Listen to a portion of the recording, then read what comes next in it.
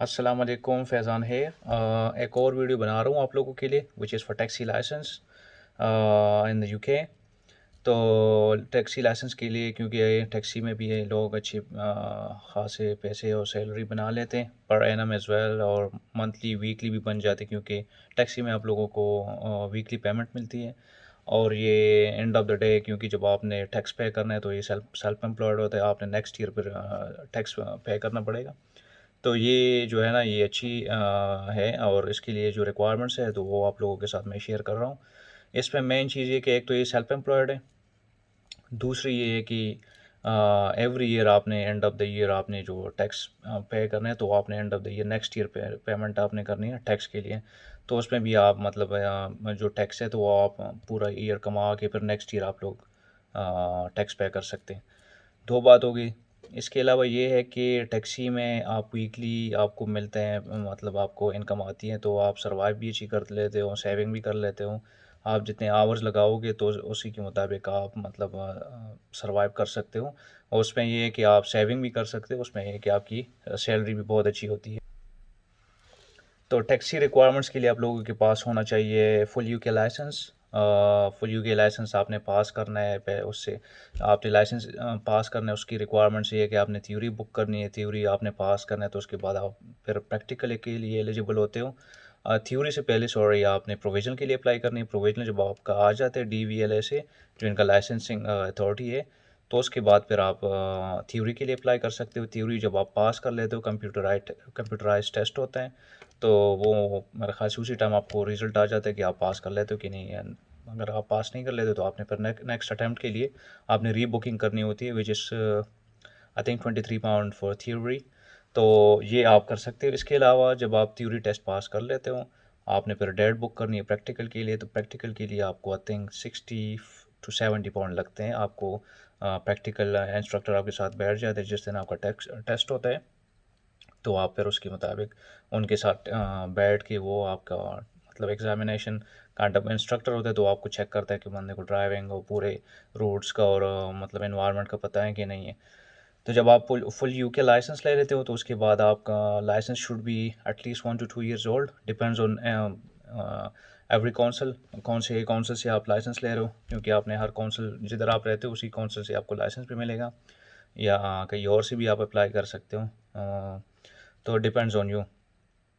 इसके अलावा जो होता है कि आप लोग be in the UK for 2 years at least, 2 साल होना चाहिए, क्योंकि आपको एक्सपीरियंस होनी चाहिए। टैक्सी इस तरह नहीं होता कि आप सिर्फ लाइसेंस लेके अपनी गाड़ी चलाओ, आपके साथ बंदा भी बैठता है या कस्टमर आके बैठ जाता है, तो आपने पूरे जो रूट्स होते हैं या मैप का जो एक्सपीरियंस होता है, या मतलब यूके के जो रोड्स है या उसका मुताबिक आपको एक्सपीरियंस होना चाहिए। तो एटलीस्ट 2 years ओल्ड होना चाहिए। आप you should be in the UK for at least 2 years, तो आप फिर एलिजिबल होते हो टैक्सी लाइसेंस के लिए।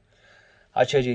तो टैक्सी लाइसेंस में भी थ्योरी टेस्ट होता है, और थ्योरी टेस्ट आपने कोई उसके 28 क्वेश्चंस होते हैं एवरी पार्ट में। तो 2-3 अटैम्प्ट्स होते हैं डिफरेंट। उसमें भी क्राइटेरियाज होते हैं कि आपने किस तरह टेस्ट उसमें अटैम्प्ट करनी है। वो भी MCQs टाइप होते हैं जिस तरह आप थ्योरी टेस्ट करते हैं यूके लाइसेंस के लिए। तो वो भी आप ऑनलाइन आपसे दैट इज़ नॉट ऑनलाइन, वो आप पेपर वर्क होते हैं, तो आपने उसको फिलअप करनी है, एग्जामिनेशन टाइप होता है। ठीक है जी। हाँ, इसके अलावा जो होता है आपको valid taxi medical in the last 4 month, आपके 4 महीनों का वैलिड टैक्सी मेडिकल आपके पास रिकॉर्ड होना चाहिए जब आप लाइसेंस के लिए अप्लाई करते हो।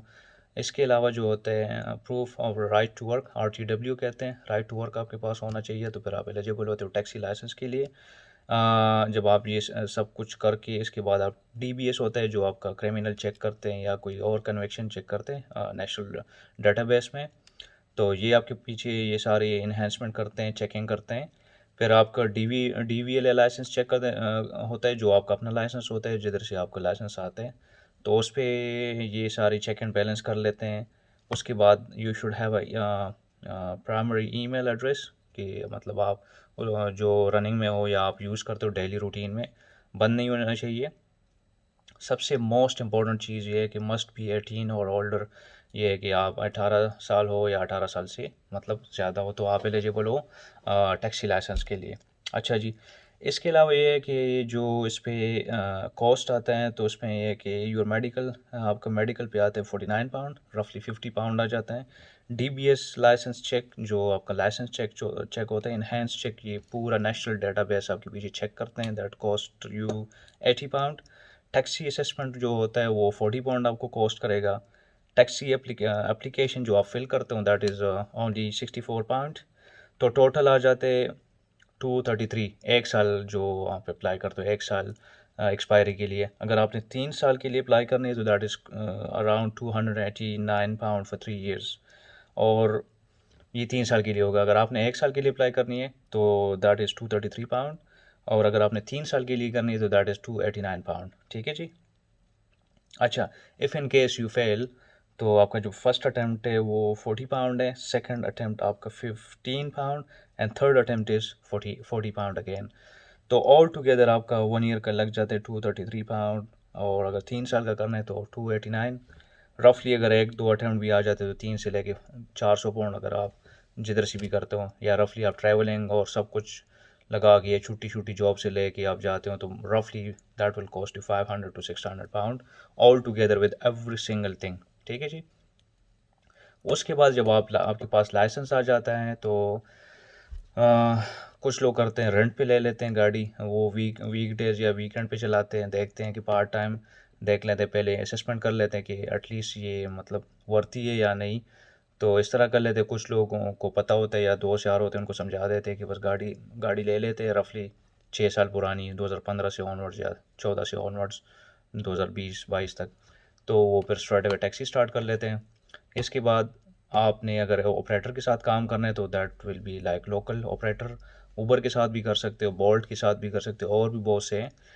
तो ये कुछ थोड़ी सी इन्फॉर्मेशन थी, और दैट इज़ रियली इंपॉर्टेंट, क्योंकि इसमें आप बहुत अच्छे पैसे बना सकते हो। इट्स एन और जॉब, लेकिन इसमें आपकी जो एंड ऑफ द ईयर जो इनकम होगी वो तो मेरे ख्याल से 2-3 और जॉब से बाई फॉर बेटर होगी। तो ये एक छोटी सी इन्फॉर्मेशन थी, आप लोगों के साथ शेयर करनी थी। अगर आप लोगों को कोई इन्फॉर्मेशन चाहिए तो प्लीज़ आप मेरे साथ कॉन्टैक्ट कर सकते हैं या कमेंट कर सकते हैं, and then I will respond you straight away. Regarding university fees, या यूनिवर्सिटी हो या कोई एडमिशन का सिलसिला हो। इसके अलावा अगर आपको कोई और गाइडेंस यूके की चाहिए रिगार्डिंग लाइसेंस, यूके ड्राइविंग, गाड़ी किस तरह लेनी होती है, या जो और भी हो, तो आप मेरे से कॉन्टैक्ट कर सकते हैं। ठीक है जी, थैंक यू, अस्सलाम वालेकुम।